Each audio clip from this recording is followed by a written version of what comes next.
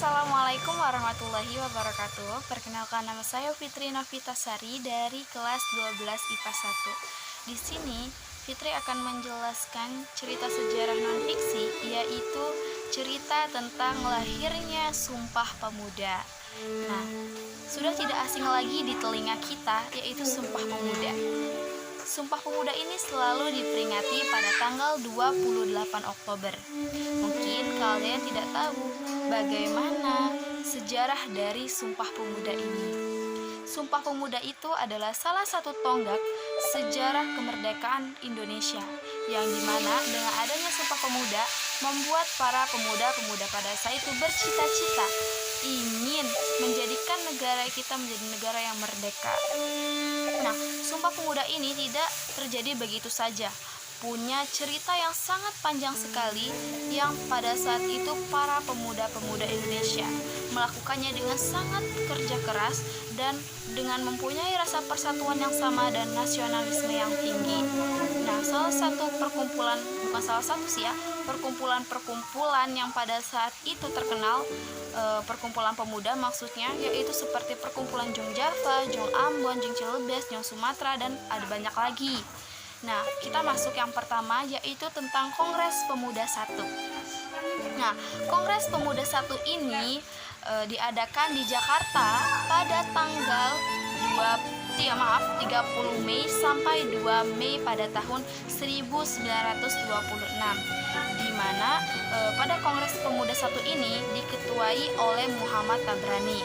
Nah, dihadiri oleh seluruh perwakilan para pemuda saat itu seperti Jong Java dan semuanya, dan salah satu perkumpulan asal Sunda seperti Jong Islami, dan masih banyak lagi. Nah, pada Kongres Pemuda 1 ini mempunyai tujuan, yaitu tujuan utamanya adalah untuk membina para perkumpulan Indonesia dengan satu komando yang gunanya itu untuk memajukan rasa persatuan pada saat itu, dan juga untuk mengeratkan hubungan sesama perkumpulan berbangsa pada saat itu.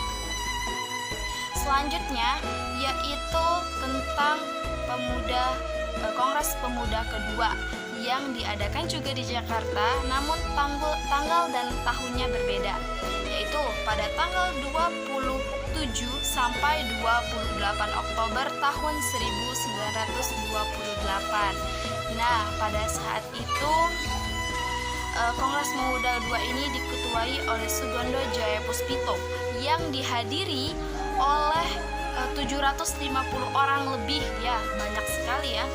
Nah, pada saat itu keluarlah yang namanya Ikrar Sumpah Pemuda. Nah, kalian masih ingat tidak sih Ikrar Sumpah Pemuda itu?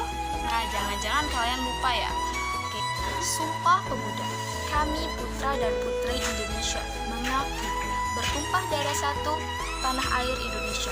Kedua, kami putra dan putri Indonesia mengaku berbangsa satu bangsa Indonesia. Ketiga, kami putra dan putri Indonesia menjunjung tinggi bahasa persatuan bahasa Indonesia. Nah, teman-teman, kalian harus hafal ya yang namanya Sumpah Pemuda itu.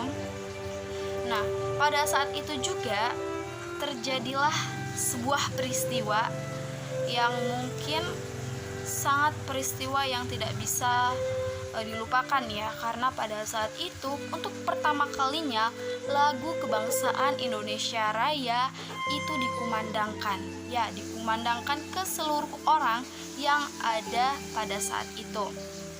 Nah, tentunya dikumandangkan lagu Indonesia Raya ini oleh penciptanya sendiri, yaitu W.R. Rudolf Supratman, yang dimana pada saat itu lagu Indonesia Raya ini hanya berupa instrumen, tidak seperti orang bernyanyi ya, tidak.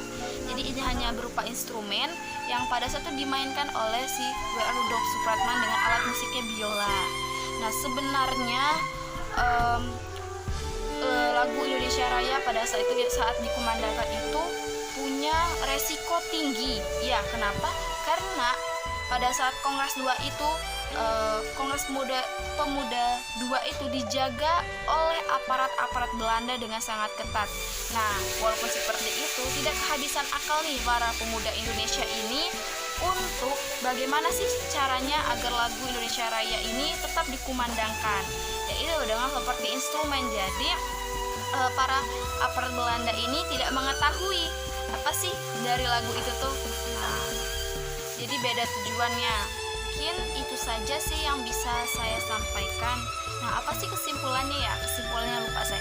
Kesimpulannya dari cerita Sumpah Pemuda ini adalah seharusnya kita para penerus bangsa ini harus mempunyai rasa persatuan dan kesatuan seperti para pemuda-pemuda yang pada saat itu. Nah, untuk bagaimana sih membuat rasa persatuan itu ada di diri kita, yaitu dengan tidak membeda-bedakan, dengan bersikap toleransi ya, tidak membeda-bedakan semua suku, ras, bangsa, karena Indonesia itu mempunyai simbolan berbeda-beda tetapi tetap satu jua. Nah, mungkin sekian itu video dari saya. Mohon maaf apabila ada kekurangan atau kesalahan dalam pengucapan, karena saya masih belajar. Saya mohon maaf, dan kepada Allah saya mohon ampun. Saya akhiri, wabillahi taufiq wal hidayah. Wassalamualaikum warahmatullahi wabarakatuh.